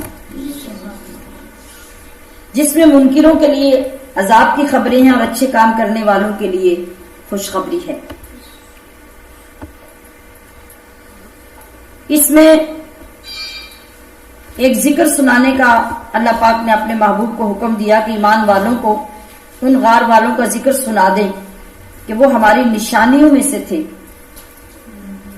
غار میں جاتے ہوئے انہوں نے رب کریم سے رحمت اور ہدایت کی دعا کی تھی, اور پھر سالوں تک اللہ پاک نے ان کو نیند کی آغوش میں سلا دیا. اس کا میں تھوڑا سا واقعہ بیان کروں گی کیونکہ یہ ضروری ہے کہ اس کا واقعہ اس سے پیچھے پہلے بیان نہیں ہوا. سورۃ کہف کے نام سے ہم سنتے تو ہیں مگر ڈیٹیل میں اس کے بارے میں بیان نہیں ہوتا. اب اس سورت کی فضیلت میں نبی کریم صلی اللہ علیہ وسلم نے یہ فرمایا کہ جس شخص نے، یہ بات توجہ سے سماعت کریے گا، جس شخص نے سورۃ کہف کی 10 آیتیں یاد کر لی، خاص شروع سے 10 یا آخر سے 10، تو آپ نے ارشاد فرمایا کہ قیامت کے نزدیک جو دجال کا فتنہ ظاہر ہوگا، جو بندہ اس کی 10 آیتیں یاد کر کے پڑھنے کا عادی ہو جائے گا، اللہ پاک دجال کے فتنے سے اس کو بچا لے گا. کتنی بڑی فضیلت ہے. اور دجال کا فتنہ، یہ میں نے پہلے بھی ایک بار کہا تھا کہ کبھی وقت ملا تو اس پہ انشاءاللہ بیان کریں گے، ابھی تک وہ پڑھنی ہے. آگے آنے والے وقت میں کسی میں بھی اللہ نے توفیق دی تو یہ بیان کرنا آپ ضروری بھی ہے، کیونکہ وہ زمانہ تو قریب آنے والا ہے. تو بہت بڑی بات اور بہت بڑا وظیفہ ہے یہ. اگر رمضان ہی میں ابھی یہ جو دن گزر رہے ہیں نا، ہم ارادہ کر لیں آج سے کہ روز کی ایک آیت یاد کریں گے. لمبی آیت ہے تو آدھی یاد کر لیں، یہ تو مشکل نہیں ہے نا. ابھی ہمارے پاس 15 دن رمضان کے ہیں، آدھی آیت بھی یاد کریں، ایک آیت بھی روز کی یاد کریں، تو پھر بھی اتنے دنوں میں ہم یہ 10 آیتیں یاد کر سکتے ہیں. اگر آج سے ہم پکا ارادہ کر لیں تو اللہ ہماری ضرور اپنی رحمت کا ساتھ عطا فرمائے گا. تو وہ بندہ دجال کے فتنے سے محفوظ ہو جائے گا. اور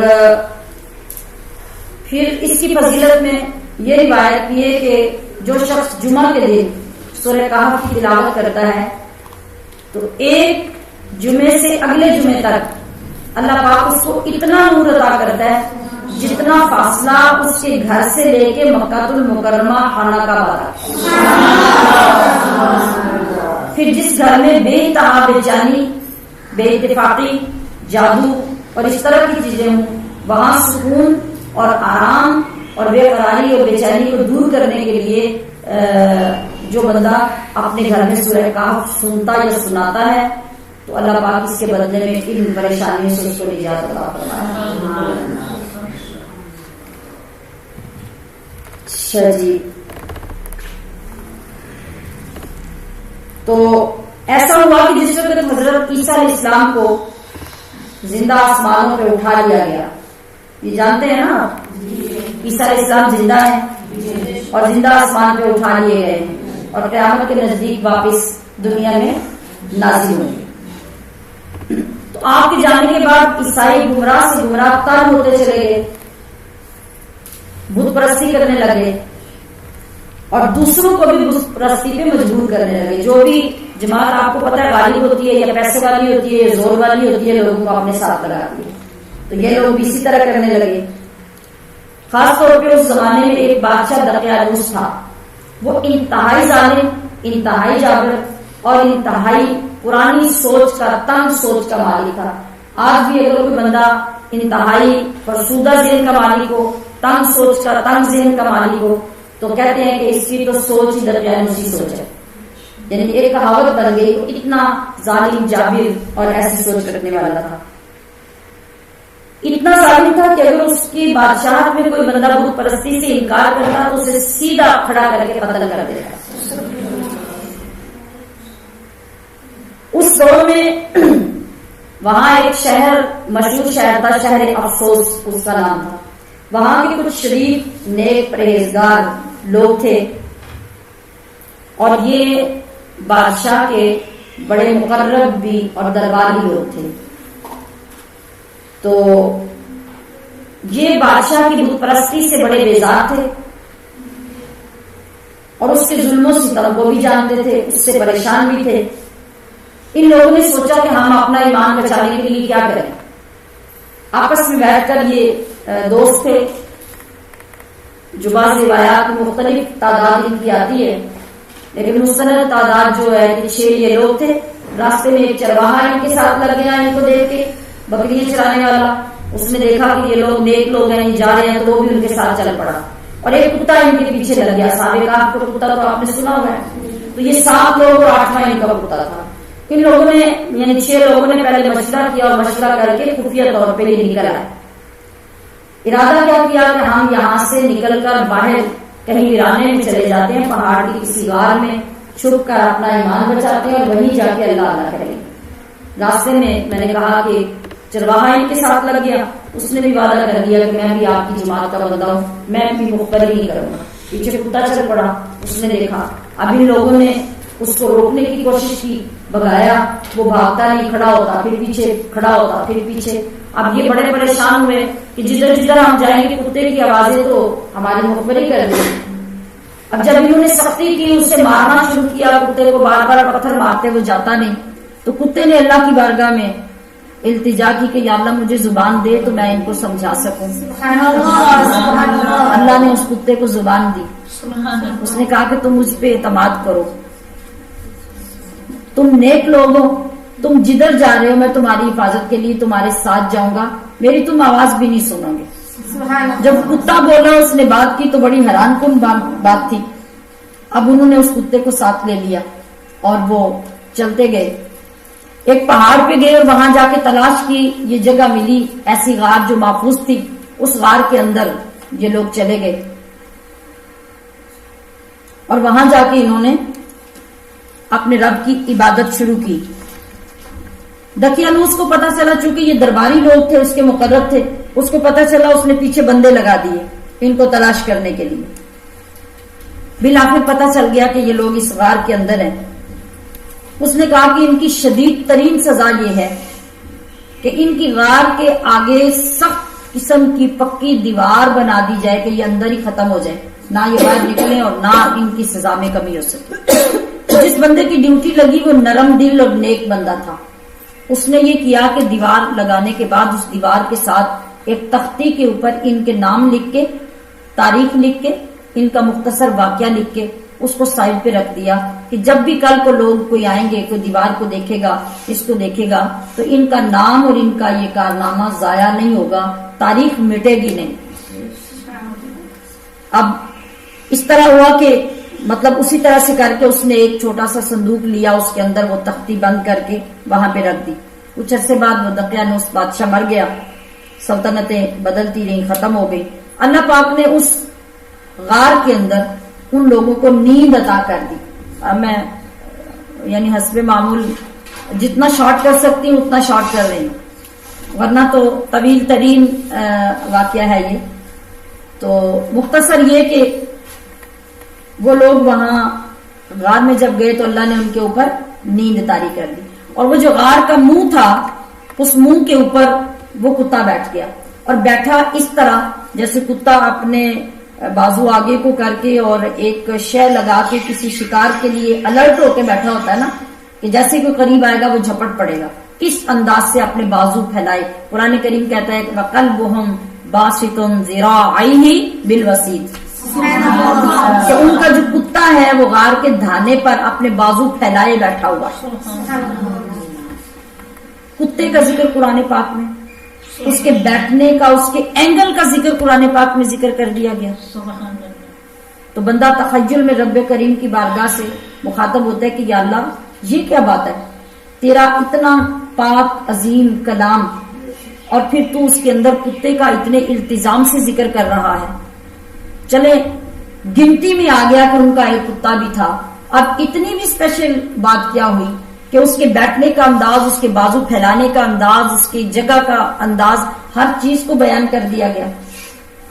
تو اہل اللہ پر جو مکاشفات ہوتے ہیں اس میں یہ پتا چلتا ہے کہ وہ کتا اب عام کتا اس لیے نہیں رہا کہ میرے خاصوں کے ساتھ لگ گیا۔ پھر اس سے بڑا انعام تم کیا سمجھو گے کہ نبی کریم صلی اللہ علیہ وسلم نے فرمایا کہ اب وہ کتا ان جنتیوں کے ساتھ جنت میں جائے گا۔ تو اس کی شان یہ ہو گئی کہ اس کی ادا کو بھی رب کریم نے سیو کیا اور پھر اس کو رہتی دنیا تک لوگوں تک پہنچایا کہ وہ ان کی خدمت کے لیے اس طرح الرٹ ہو کے بیٹھا ہوا وہ کتا ہے، اور اب اس کو بھی زوال نہیں ہے، اس کو بھی دوام ہے۔ تو اللہ تبارک و تعالی نے وہاں پہ ان کو جو وقت عطا کیا اور جتنا لمبا وقت وہ وہاں رہے، تو قرآن کریم فرماتا ہے کہ وَلَبِثُوا فِي كَهْفِهِمْ 300 سِنِينَ وَازْدَادُوا 9، اب وہ لوگ جو غار میں گئے تو اللہ پاک نے ان کو وہاں نیند دی، اور نیند میں وہ اتنا وقت وہاں رہے، اتنا وقت وہاں سوتے رہے کہ 309 سال گزر گئے. کتنا ٹائم؟ 309 سال. اور اللہ کریم فرماتا ہے کہ ان 309 سالوں میں ہم ان کی کروٹیں بدلاتے رہے کہ ان کو مٹی نہ کھائے، مٹی ان کے اوپر اثر انداز نہ ہو جائے. 309 سال وہ وہاں سوتے رہے، اور 309 سال تک ان کا کتا غار کے دروازے میں اسی اینگل میں بیٹھا رہا. اگر ان کی کروٹیں بدلتی رہی تو اس کی حفاظت بھی اللہ کریم نے اسی طریقے سے کی. نہ اس کا گوشت، نہ اس کی ہڈیاں، کوئی چیز خراب نہیں ہوئی، کوئی چیز پرانی نہیں ہوئی، کسی چیز کو مٹی نے نہیں کھایا. پھر اللہ نے جب چاہا ادھر سلطنتیں بدلتی گئیں، بادشاہ بدلتے رہے، اور اتنی صدیاں گزرنے کے بعد اللہ پاک نے ان کو اٹھایا. وہ لوگ جب اٹھے، اٹھ کے بیٹھے، ایک دوسرے کی طرف دیکھا، کپڑوں پہ کوئی مٹی محسوس ہوئی، ان کو جھاڑا تو بات چیت کرنے لگے تو پتا چلا کہ بھوک لگ رہی ہے. اب وہ کہنے لگے کہ اپنی اپنی جیبوں میں دیکھیں، جو جو کچھ تھوڑے بہت پیسے ہیں وہ اکٹھے کریں. اور ایک بندہ ان کا جو ایک بڑا تھا یملیخا ان کے ساتھیوں میں، اس کی ڈیوٹی لگی کہ آپ جائیں، نیچے اتریں اور بازار میں ایک تو جا کے خبر لے کے آئیں کہ بازار کے حالات کیا ہیں، لوگ ہمیں تلاش کر رہے ہیں، ہمارا کوئی ذکر ہو رہا ہے کہ نہیں ہو رہا، اور دوسرے یہ کہ کھانا لے کے آئیں، حالات کا بھی پتہ چل جائے گا. تو یملیخا وہ پیسے لے کے جب نیچے اترا، بازار میں آیا تو آ کے کھانے کی دکان پہ پہنچا، وہاں پیسے دیے تو وہ دکاندار کا منہ کھلے کا کھلا رہ گیا، اور وہ شک کی نظر سے اس بندے کو دیکھنے لگا، یملیخا کو. کہنے لگا کہ یہ پیسے کہاں سے آئے ہیں؟ اس نے کہا کہ پیسے کہاں سے آئے ہیں؟ یہ ہماری کرنسی ہے، جو لوگ ہم استعمال کرتے ہیں یہ وہی پیسے ہیں. اس نے کہا یہ وہی کون سے پیسے ہیں؟ یہ تو صدیوں پہلے کے پیسے ہیں. اس نے کہا یہ کیسے ہو سکتا ہے؟ ہم تو ابھی ایک دن پہلے اوپر گئے ہیں پہاڑ پہ، اور ہمارے پاس سے ہمارے اپنے وقت کی کرنسی اور جو ہم خرچ کرتے ہیں وہ پیسے ہیں. اب اس کو اور زیادہ شک ہونے لگا. اس نے کہا کہ اچھا یہ بتاؤ کہ جو ہمارا بادشاہ دقیانوس ہے اس کے کیا حال ہے اور کیسے حالات چل رہے ہیں بازار میں اور اس کے دربار کے؟ اس نے کہا کہ کون دقیانوس؟ کہا کہ ہمارا بادشاہ. کہنے لگا کہ وہ تو 300 سال پہلے کا بادشاہ تھا، تم کس بادشاہ کی بات کر رہے ہو؟ اب یملیخا کی حیرانگی کی انتہا ہونے لگی اور وہ گھبرانے لگا.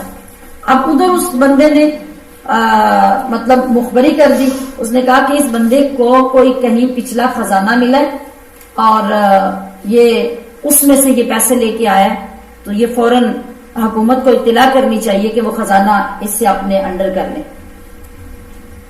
اب جب اطلاع ہوئی تو لوگ گرفتاری کے لیے ان کے پیچھے آئے، اور یملیخا بھاگ کے دوبارہ پہاڑ کی طرف گیا، وہاں پیچھے تک لوگ پہنچے.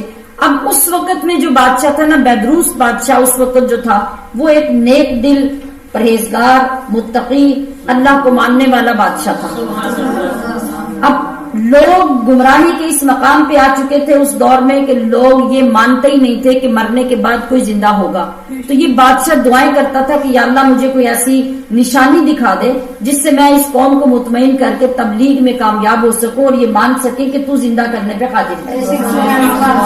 اسی دوران یہ واقعہ پیش آیا، اللہ نے صحابہ کہف کو زندہ کیا. یملیخا نیچے اتر کے پہاڑ سے آئے، بازار میں آئے، یہ واقعہ مشہور ہو گیا اور دنیا پیچھے چڑھی پہاڑ پہ.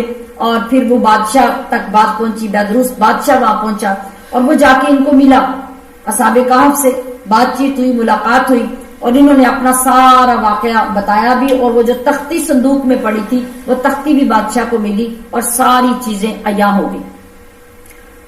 جب عیاں ہوئی، ملاقات ہوئی، تو اللہ کے حکم کے مطابق بات چیت کرنے کے بعد وہ صحابہ کہف جتنے ساتھی تھے وہ دوبارہ غار کے اندر گئے. اللہ پاک نے پھر ان کے اوپر وہی نیند طاری کر دی اور وہ اسی طرح لیٹے اور پھر اسی طرح سو گئے، جو ایک موت کی مشابہ نیند تھی وہ اسی طرح سے ہو گئی. اب بادشاہ نے یہ دیکھا کہ چونکہ ایک نیک پرہیزگار بادشاہ تھا، اس نے اپنے لوگوں کو حکم دیا کہ یہاں ان کی غار کے سامنے ایک عالیشان مسجد بنا دی جائے تاکہ ان کی یاد قائم رہے. اور وہ مسجد بنائی گئی اور پھر بادشاہ نے یہ پابند کر دیا کہ سال کے بعد یہاں ایک بڑے اہتمام کے ساتھ لوگ آیا کریں اور ان کی یاد تازہ کیا کریں جس دن میں یہ لوگ باہر آئے. یہ جب یہ بہت بڑا واقعہ ہوا اور دنیا وہاں اکٹھی ہوئی اور انہوں نے دیکھا اصحاب کہف کو یہ واقعہ سنا تو بے شمار لوگ بادشاہ کے ہاتھ پہ ایمان لا کے مسلمان ہو گئے. اب آپ دیکھیے کہ اللہ کی ہر نشانی کے پیچھے حکمتیں کتنی ہوتی ہیں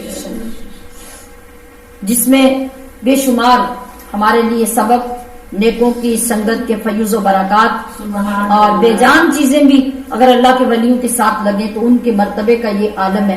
قرآن کریم کے اندر یہ الفاظ جو بھی میں نے پڑھے ہیں وہ باسط ذراعیہ بالوسید، علماء نے لکھا ہے کہ یہ لفظ جو ہیں یہ صحابہ کہف کے کتے کے متعلق ہے نا، کتے کے متعلق جس کا نام بھی کوئی بندہ نہیں لیتا اس میں بھی نفرت پائی جاتی ہے.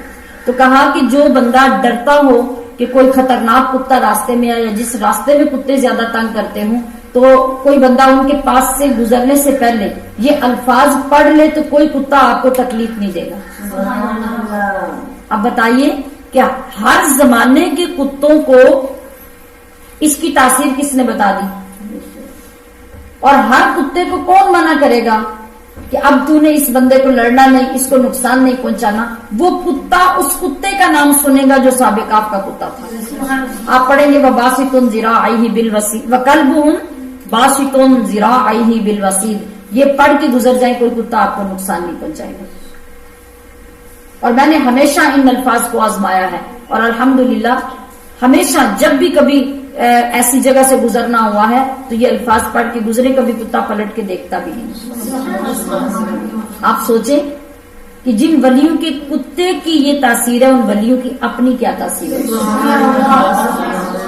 اور اصحاب کہف ان کے نام، صرف نام جو بندہ لکھ کر اپنے گھر میں لگا دیتا ہے تو علماء نے لکھا کہ وہ گھاٹ ڈوبنے سے، جلنے سے، چوری سے بچ جاتا ہے، محفوظ ہو جاتا ہے. جو بچے روتے ہیں، جن کا بخار نہیں اترتا، بچوں کی جو بیماریاں بڑھ جاتی ہیں ان کے گلے میں تعویذ بنا کے ڈال دیں وہ بچے ٹھیک ہو جاتے ہیں.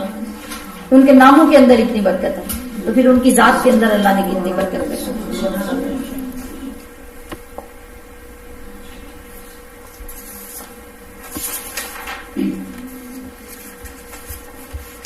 اب ہم نے اس مختصر واقعے میں سورت کے رکوع نمبر 14، رکوع نمبر 15 ان تینوں کو ہم نے اس کے اندر شامل کر لیا ہے. ٹھیک ہے. رکوع نمبر 16 میں اللہ تبارک و تعالی نے ہمیں گفتگو کرنے کا طریقہ سکھایا کہ ہمیشہ اللہ کو یاد کرنے کی عادت بنائیں اور جب بھی کوئی بات کرنے لگے تو انشاءاللہ ساتھ ضرور کہیں.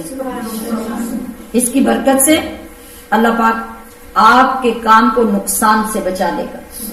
آپ نے کوئی کاروبار کرنا ہے، کوئی سودا کرنا ہے، کوئی وعدہ کرنا ہے، کوئی گفتگو کرنی ہے، کچھ بھی ہے اس کے ساتھ انشاءاللہ کی عادت اپنائیں. ایسا نہ ہو کہ جب نقصان کر لیں تو پھر انشاءاللہ کی عادت بنا لیں. وہ سوداگر کی طرح جو گھوڑا لینے کے لیے نکلا تھا تو گھر والوں نے کہا کہ انشاءاللہ کہہ کے جائیں اللہ برکت کرے گا، تو نہیں بات مانی تو جب پیسے لٹ گئے، جیب کٹ گئی تو پھر آ کے ہر بات جب بیان کرنے لگا تو پہلے انشاءاللہ پھر بات. تو اس طرح پھر فائدہ نہیں ہوتا. پہلے سیکھنا، پہلے ماننا یہ فائدہ دیتا ہے.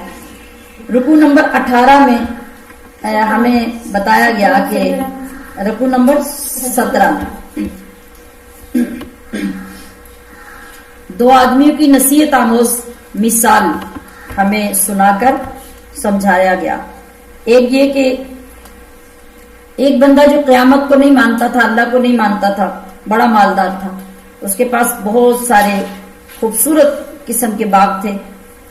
اور دوسرا بندہ غریب تھا، نادار تھا، مگر اللہ پر ایمان رکھتا تھا.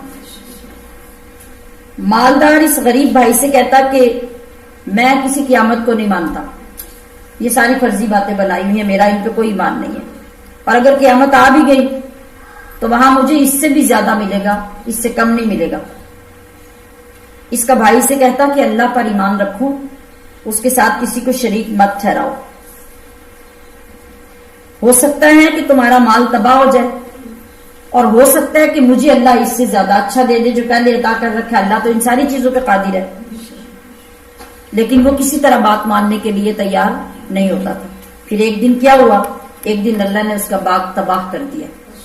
اب وہ حسرت سے کافی افسوس ملتا رہ گیا، مگر جو ہونا تھا ہو گیا. اب وہ جہاں بیٹھتا کہتا کاش کہ میں اللہ کے ساتھ کسی کو شریک نہ ٹھہراتا. جب عذاب آیا تو اس کی مدد کے لیے پھر کوئی آگے نہیں بڑھا. تو یہ مثال دے کے ہمیں سمجھایا گیا کہ اے انسان ان مثالوں سے عبرت حاصل کر اور آج اس دنیا میں اللہ کو ماننے کے لیے تیار ہو جا، ورنہ آخرت میں تیرے ساتھ بھی یہی ہوگا اور پھر تجھے بچانے کے لیے کوئی آگے نہیں بڑھے گا.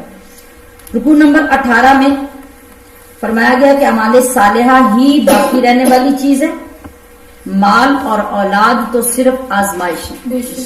اور یہ بات ہم جتنے لوگ دنیا میں رہنے والے ہیں اپنی آنکھوں سے دیکھ چکے ہیں. مال بھی آزمائش ہے، اولاد بھی آزمائش ہے. آپ کے ساتھ کس نے جانا ہے؟ آپ کے پاس باقی کیا چیز رہنی ہے؟ آخرت میں بچانا کس چیز نے ہے؟ آپ کے اچھے اعمال ہیں. سو ہمیں تاکید کی گئی کہ آج دنیا میں اپنی آنکھیں کھول لیں، اپنے کان کھول لیں اور ان باتوں پر یقین کر لیں، یہی تمہیں بچانے والی چیزیں ہیں. رکوع نمبر 19 میں ابلیس اور اس کی اولاد کو دوست بنانے سے منع کیا گیا. اس کی اولاد جو مانوی بھی ہے، جو حقیقی بھی ہے، تو جب بھی آپ ان کے پیچھے چلیں گے سوائے تباہی کی آپ کو کچھ نہیں ملے گا، اور زمین و آسمان کی کسی مصیبت میں یہ آپ کے کام نہیں آئیں گے. اگر آپ کو کسی نے بچانا ہے تو وہ اللہ کی رحمت نے بچانا ہے اور آپ کے ایمان نے بچانا ہے. رکوع نمبر 20 میں فرمایا گیا کہ کافروں کو جو اللہ تعالیٰ مہلت دیتا ہے، یہ پیچھے بھی ذکر گزر چکا ہے، تو وہ کیوں دیتا ہے؟ اب ہمارے جیسے کوئی بندہ ہوتا ہے تو ہم تو کہتے ہیں نا بھی آج کسی نے ظلم کیا تو کل فیصلہ ہو جائے، لیکن اللہ ایسا نہیں کرتا. اور بعض اوقات ہم زیچ ہوتے ہیں اور کبھی کبھی اس تنگی میں آ کر انسان کفریہ کلمے بھی کہہ لیتا ہے اور یہاں تک کہہ دیتا ہے کہ اللہ کو یہ ظالم نظر نہیں آتے، اللہ ان کو نہیں پکڑتا، اللہ ہمارے اوپر ہی آزمائشیں ڈالتا ہے. تو یہ کفریہ کلمات ہوتے ہیں، ان سے مکمل طور پہ بچنا چاہیے اور ان سے توبہ کرنی چاہیے. اللہ فرماتے ہیں کہ ہم فوراً کیوں عذاب نہیں دیتے، مہلت کیوں دیتے ہیں؟ اس کے اندر کیا بات پوشیدہ ہوتی ہے؟ اس کے اندر بھی اللہ کی بہت بڑی مہربانی ہوتی ہے. وہ مہربانی کیا ہوتی ہے کہ اللہ ان کو موقع دیتا ہے کہ جو موقع ملا ہے، جو مہلت ملی ہے، اس میں شاید یہ توبہ کر لیں، یہ سوری کر لیں، کھائے ہوئے حق واپس کر دیں، کسی کے ساتھ ظلم کیا ہوا ہے اس کے ساتھ تلافی کر لیں، تو ان کی ہدایت کا راستہ نکل آئے اور ہم ان کو بخش کر دوزخ سے بچا لیں. اگر ہمارے ساتھ ایسے ہو تو ہم اس مہربانی کو مانیں گے کہ نہیں مانیں گے کہ اللہ نے بڑا کرم کیا کہ ہمیں توبہ کی توفیق مل گئی، دوزخ سے اس نے بچا لیا. تو پھر دوسروں کے ساتھ اللہ کی تو ساری مخلوق ہے نا، اللہ نے سب کو دیکھنا ہے، تو پھر وہ بھی ان لوگوں کو عذاب کی مہلت دے کے بہت بڑی مہربانی فرماتا ہے. اب آگے جو آخری آیات ہیں اس میں پھر آگے ایک واقعہ شروع ہو رہا ہے جو حضرت موسیٰ اور خضر علیہ السلام کا واقعہ ہے، اور یہ اگلے پارے تک چلتا ہے. لہٰذا اب ہم رکوع نمبر 21 کو یہاں چھوڑ دیتے ہیں، اس کو کل کے پارے کے ساتھ ملا کر پھر یہ مکمل واقعہ اگلے پارے میں بیان کریں گے. وما علیہ الا البلاغ المبین.